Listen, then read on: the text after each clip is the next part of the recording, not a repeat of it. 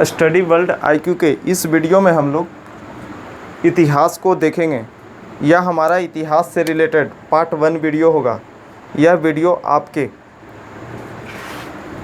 UPSC prelims,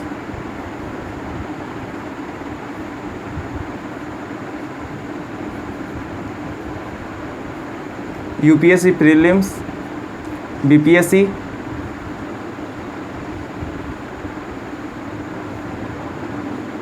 किसी भी state PCS,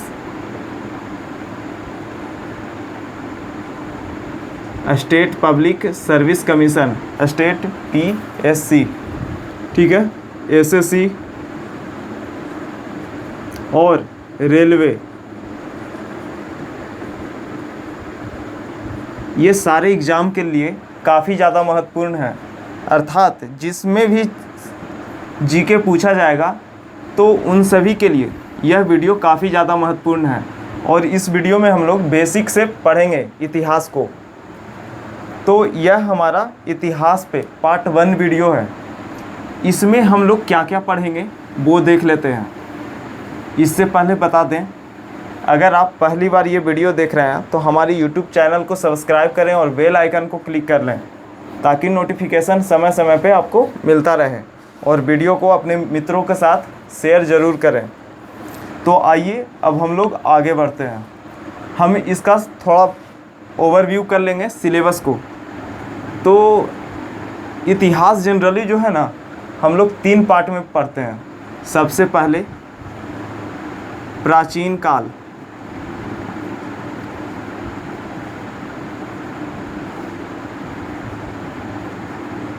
इसके बाद जो आएगा वो मध्यकाल,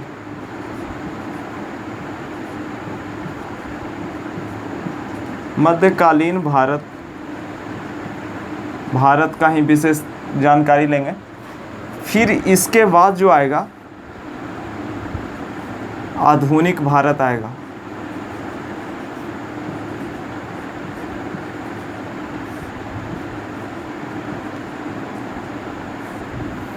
चलिए, तो ये तीनों तो सारे टीचर पढ़ा देंगे।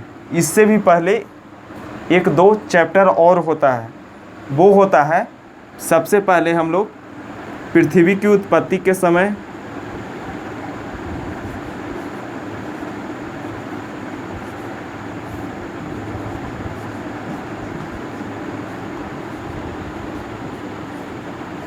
से लेकर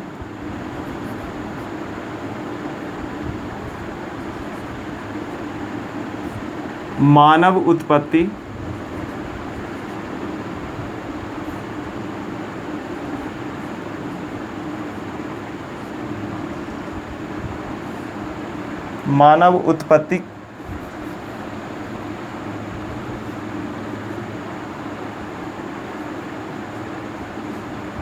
उत्पत्ति के काल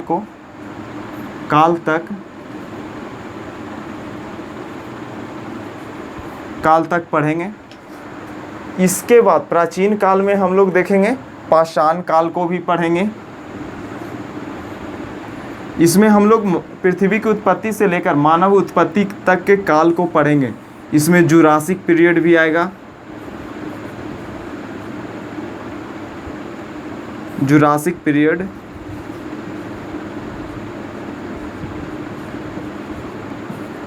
और भी बहुत सारे काल आएंगे। कैसे मछली सबसे पहले पृथ्वी पर आया, किस समय में मछली पृथ्वी पर आया, इस काल को हम लोग बहुत सारे पार्ट में बांटकर देखेंगे। सबसे पहले हम लोग पीरियड को बांटकर पढ़ेंगे। तो प्राचीन काल, मध्यकालीन भारत, आधुनिक भारत। उससे पहले हम लोग पृथ्वी की उत्पत्ति से मानव उत्पत्ति के बीच के काल में क्या क्या घटनाएं हुई, उनसे भी क्वेश्चन पूछे जाते हैं। इसलिए सबसे पहले हम लोग उन सभी को देखेंगे। इसके बाद जो आएगा पाषाण काल भी पढ़ेंगे।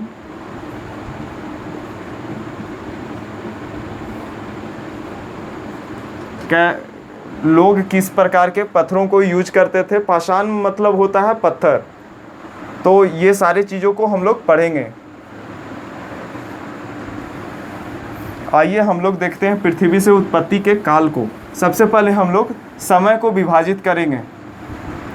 आइए, तो सबसे पहला पीरियड, हम लोग समय को 3 भागों में बांटते हैं।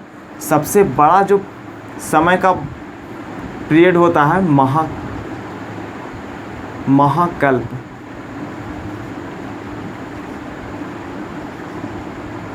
है ना। सबसे बड़ा समय का पीरियड क्या होता है? महाकल्प। इसके बाद जो बड़ा पीरियड होता है युग, है ना।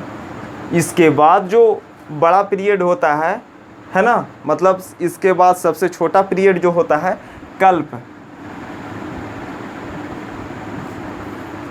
सबसे बड़ा महाकल्प, उसके बाद युग हो गया, महाकल्प, युग हो गया, फिर क्या हो गया? कल्प। कल्प, या इसे और क्या बोल सकते हैं? इसे बोलते हैं शक। ठीक है। महाकल्प को हम लोग बोलते हैं इंग्लिश में ईरा, ERA, ईरा। इसकी संख्या जो है कितनी है? 5 है, याद रखिएगा, ईरा। इसके बाद जो होता है इपोच होता है, युग। इंग्लिश में इसे क्या कहते हैं? इपोच, जो इसका मीनिंग है EPOCH, है ना। इसकी संख्या क्या है? इसकी संख्या जो है वो है 4। हम लोग विस्तृत रूप से इसको समझाएंगे। चलिए, अभी इसकी संख्या देख रहे हैं। कल्प जो होता है इसे इंग्लिश में बोलते हैं, क्या बोलते हैं? इसे इंग्लिश में हम लोग पीरियड बोलते हैं।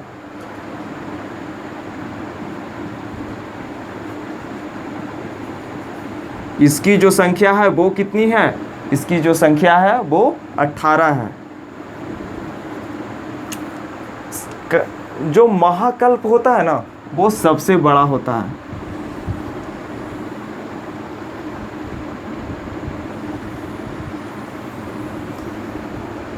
ठीक ना। ये मान लेते हैं महाकल्प है, ठीक है। तो ये क्या हो गया? ये हो गया युग, इपोच हो गया, ठीक ना। और ये जो हो गया, ये इसे क्या कहेंगे? इसे बोलेंगे कल्प। समय को मेनली हम लोग 3 बड़े बड़े पार्ट में बांटते हैं। बहुत सारे युग मिलने से कल्प बनेगा, इस प्रकार से हम लोग पढ़ सकते हैं। बहुत सारे युग मिलने से कल्प बनेगा, बहुत सारे कल्प मिलने से युग बनेगा, है ना। आप इसे नोट डाउन भी कर सकते हैं।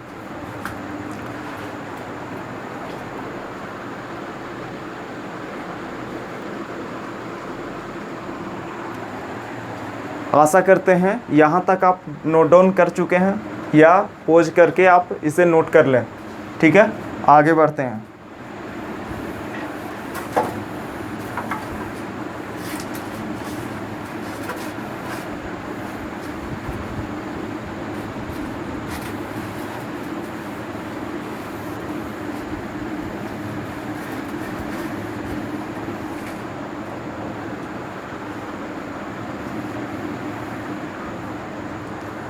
अब हम देखते हैं पृथ्वी के उत्पत्ति से कालखंडों का बंटवारा।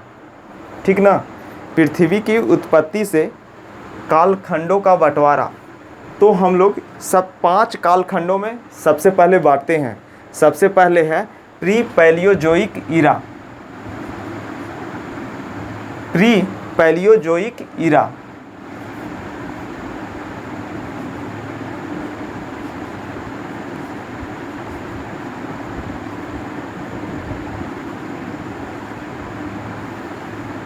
ठीक। इसके बाद जो आता है प्री पैलियोजोइक के जो बाद आता है वो आता है पैलियोजोइक। ठीक है, पैलियोजोइक।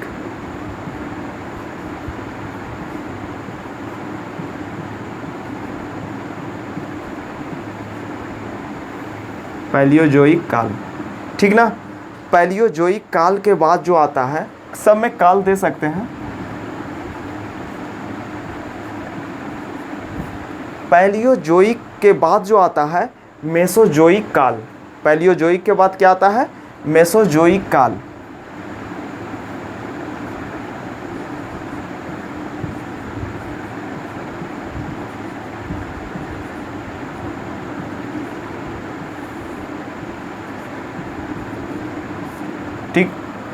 अब जो है मेसोजोइक के बाद सीनेजोइक, मेसोजोइक के बाद सीनेजोइक।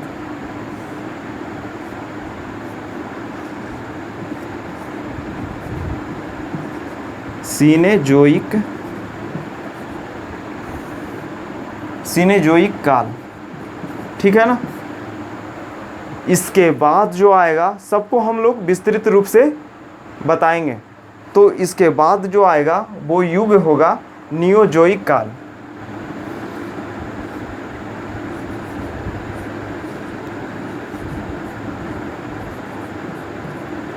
नियोजोइक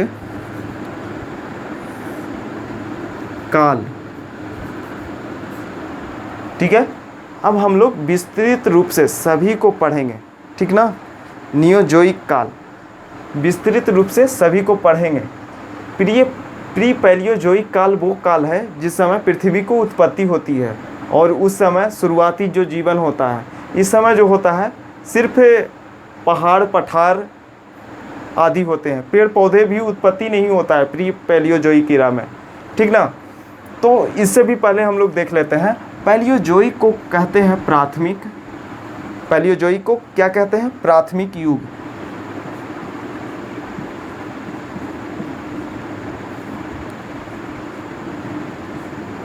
ठीक है, इसको बोलेंगे द्वितीयक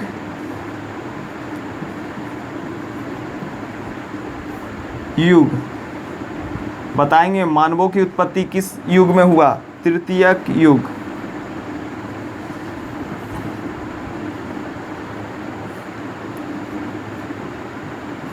ठीक है, फिर जो है चतुर्थ युग।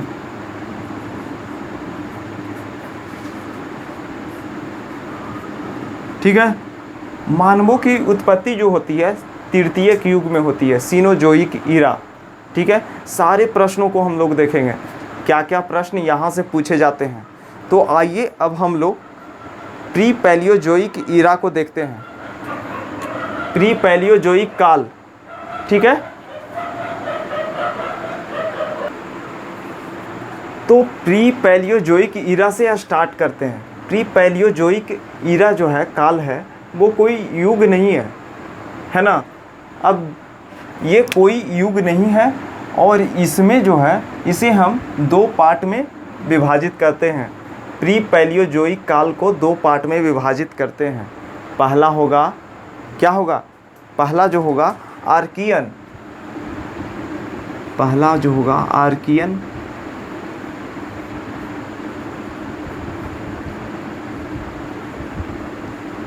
पहला जो होगा क्या होगा, आर्कियन होगा। और जो आर्कियन जो है वो कल्प है, ठीक ना। पहला जो है आर्कियन है, दूसरा जो होगा क्या होगा, प्री कैम्ब्रियन, दूसरा जो है प्री कैम्ब्रियन है।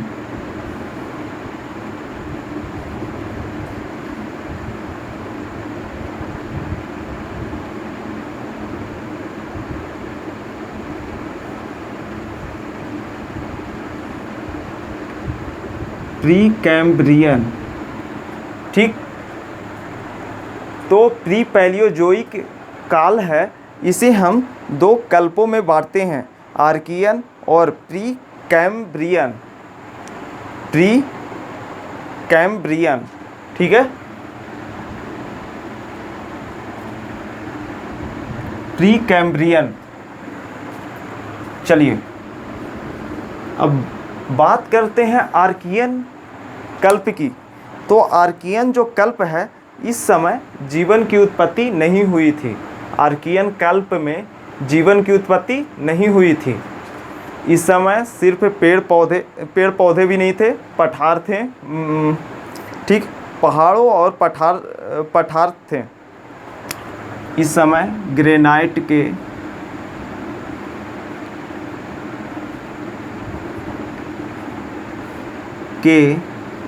बड़े बड़े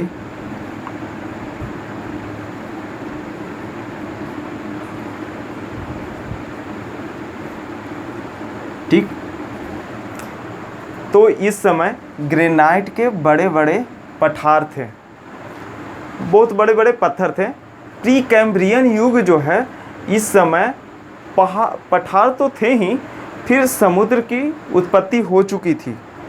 प्री कैम्ब्रियन युग में क्या होता है, इसी समय हम लोग भारत में, प्री कैम्ब्रियन युग में क्या होता है, भारत में अरावली,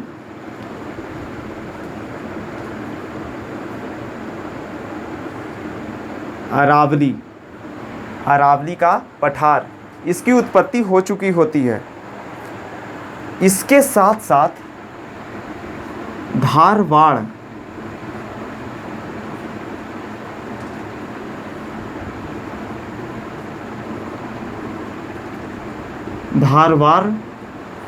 का पठार, अरावली, और प्री कैम्ब्रियन युग में अरावली और धारवाड़ पठार का युग हो चुका, उत्पत्ति हो चुका था। ठीक है, इन दोनों को याद रखें। इसके साथ साथ समुद्रों में सूक्ष्म जीव,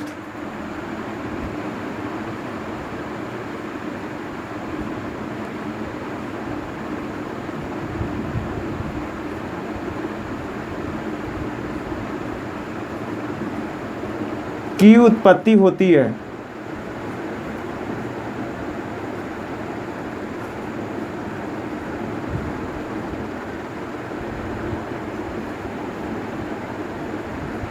प्री कैम्ब्रियन युग में आप लोग इतना ही याद रखें, आर्कियन युग, प्री कैम्ब्रियन युग, तो इन दोनों को याद रखें। चलिए नेक्स्ट में आते हैं प्री पैलियोजोइक काल। पैलियोजोइक काल को हम लोग कितने पार्ट में बांटेंगे? जो पैलियोजोइक काल है, इसे हम प्राथमिक युग भी कहते हैं। पैलियोजोइक काल है जिसे हम लोग प्राथमिक युग भी कहते हैं। इसे जो है 5 भागों में बांटा जाता है। इसे जो है कितने भागों में बांटा गया है? 5 कल्पों में बांटा गया है। ठीक ना, सभी को देखेंगे। तो सबसे पहला जो कल्प है कैम्ब्रियन है।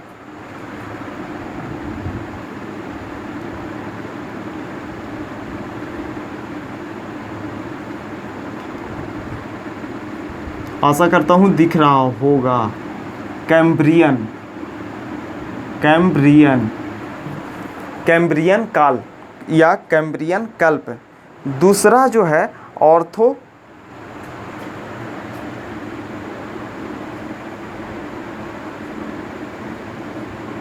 ऑर्थोवीसीन।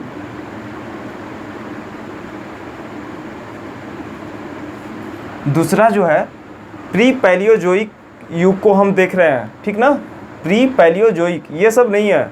ठीक ना, प्री पैलियोजोइक युग को देख रहे हैं। पहला जो है कैम्ब्रियन है, दूसरा जो है ऑर्थोवीसीन है,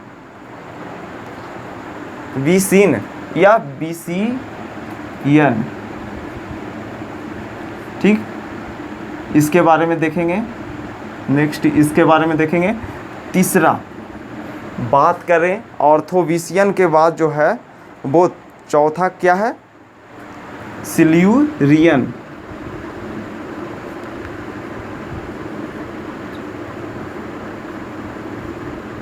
कैम्ब्रियन, ऑर्थोवीसियन, सिल्यूरियन, डियोनियन। चौथा डियोनियन।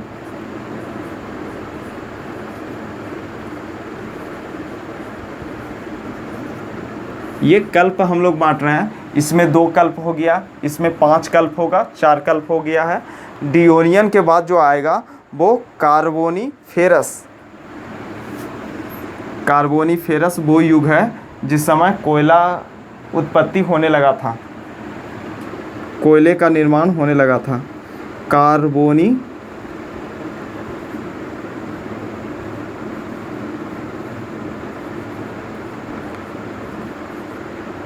आइए अब हम लोग विस्तृत रूप से एक एक को देखते हैं, फिर इसे हम डिलीट कर देंगे क्योंकि आगे भी बताना है और बोर्ड थोड़ा सा छोटा है।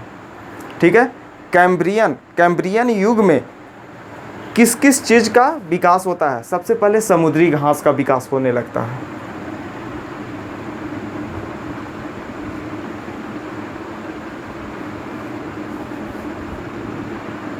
ठीक है। कैम्ब्रियन युग में, प्राथमिक युग के कैम्ब्रियन युग में सबसे पहले किस चीज़ का विकास होता है? सबसे पहले घास का विकास होता है। इसके बाद जो है इस समय विंध्य पर्वत जो एमपी के पास है,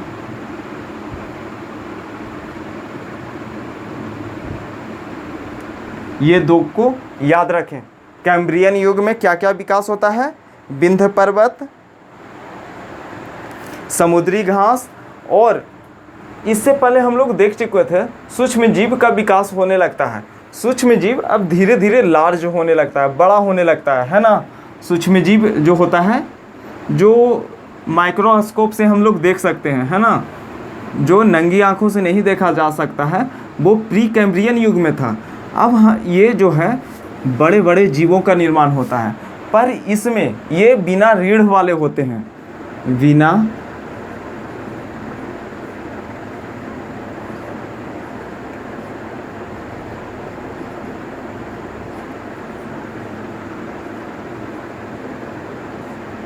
जीवों का विकास समुद्र में होने लगता है। अब हम लोग देखेंगे किस चीज़ को, और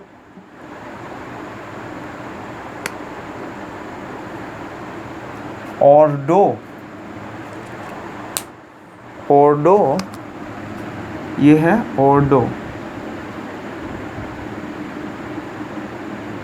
ऑर्डोविशियन, है ना, ऑर्डोविशियन, सुधार लीजिएगा, यह है ऑर्डोविशियन। इस युग में जो है, इस युग में ज़्यादा कुछ पढ़ना नहीं है। इस युग में है जो उत्तरी अमेरिका है, महादेश है, उत्तरी अमेरिका है, जो पानी में डूबने लगता है, ठीक ना। इस युग में डूबा हुआ था, उत्तरी अमेरिका जो है पानी में डूबा हुआ था, ठीक। उत्तरी अमेरिका का लगभग 50% पार्ट पानी में ऑर्थोविशियन युग में डूबा हुआ था। यहाँ से क्वेश्चन नहीं पूछा जाता है, प्री कैम्ब्रियन से पूछ सकता है, ठीक। फिर हम लोग देखते हैं सिल्यूरियन जो काल है, इसमें रीढ़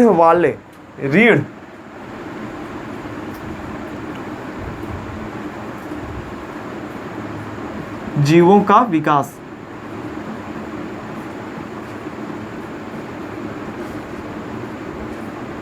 आप इसे नोट डाउन करते जाएं, ठीक ना, ताकि डिलीट करने में भी आसानी लगे।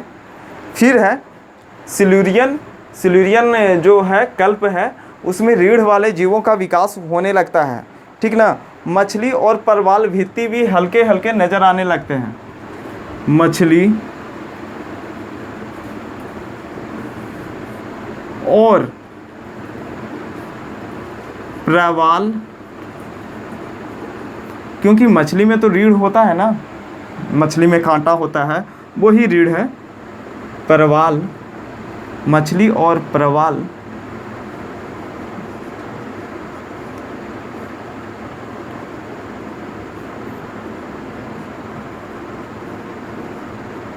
सिल्यूरियन काल तो हम लोग देख रहे हैं, अब तक जो है समुद्र में ही जीवन का विकास हो रहा था, है ना। तो सिल्यूरियन काल तक याद रखिएगा, इसमें रीढ़ वाले जीवों का भी विकास होता है। डियोनियन काल में उभयचर, डियोनियन काल में क्या होता है? उभयचर।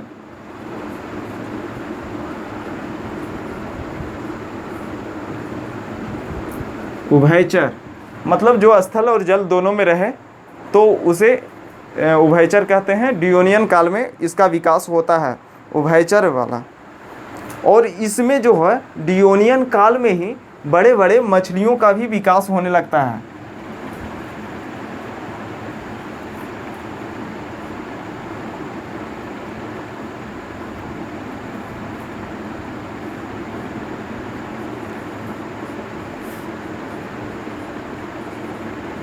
ठीक है, तो इन सभी को याद रखिए और नोट डाउन कर लीजिए।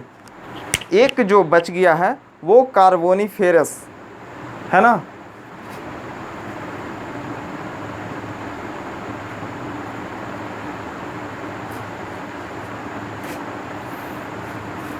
ठीक है। तो सिल्यूरियन काल जो होता है रीढ़ वाले जीवों का विकास, डियोनियन काल में उभयचर जीव का विकास होने लगता है, मछलियों का भी विकास होता है। कार्बोनिफेरस जो होता है पेड़ पौधे इस समय काफ़ी लंबे लंबे होने लगते हैं, लगभग 40 से 60 फीट, ठीक ना, 40 से 100 फीट।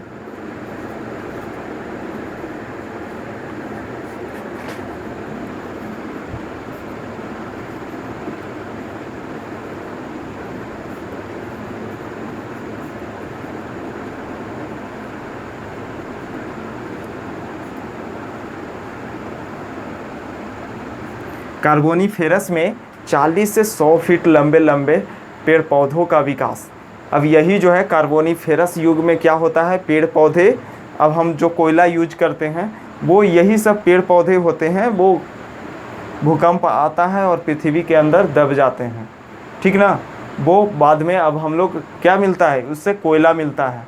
तो ये बड़े बड़े पेड़ पौधे कार्बोनिफेरस युग में ही दब गए थे, ठीक ना, भूकंप के कारण या कुछ भी आपदा के कारण। तो कार्बोनिफेरस में इतना याद रखें, ठीक ना। इसमें डियोनियन काल में उभयचर आ गए थे, कार्बोनिफेरस में भी उभयचर आ जाएंगे।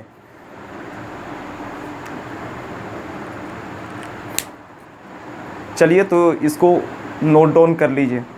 नेक्स्ट हम इसे डिलीट करते हैं और मेसोजोइक काल को पढ़ते हैं। यहाँ पर देख लीजिए एक और काल छूटा हुआ है, पर्मियन काल।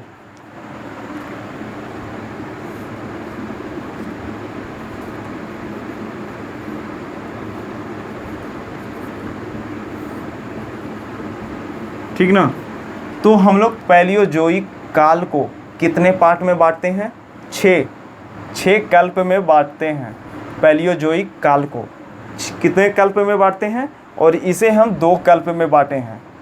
फिर इसे बांटेंगे, टोटल को हमको क्या करना है, 18 करना है। पिछले पार्ट में हम लोगों ने बताया था टोटल कल्प जो हैं वो कितने हैं, 18 हैं। तो पर्मियन काल में जो होता है जर्मनी का ब्लैक फॉरेस्ट, जर्मनी का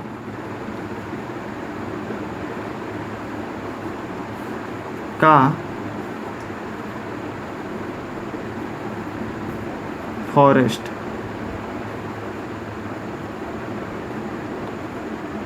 पर्मियन काल में जर्मनी का ब्लैक फॉरेस्ट का विकास होता है, मतलब उत्पत्ति होता है। इसको याद ही रखें। तो अब हम लोग डिलीट करते हैं। नेक्स्ट में हम लोग पढ़ेंगे मेसोजोइक काल, ठीक है।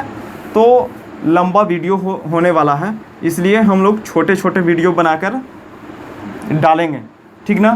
तो नेक्स्ट पार्ट में हम लोग देखेंगे मेसोजोइक काल को, मेसोजोइक मतलब द्वितीय काल को देखेंगे, द्वितीय युग को देखेंगे।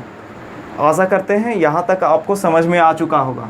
अगर वीडियो पसंद आया है तो अपने मित्रों का साथ शेयर ज़रूर करें और वीडियो को लाइक करें, सब्सक्राइब करें चैनल को। चलिए मिलते हैं नेक्स्ट पार्ट में।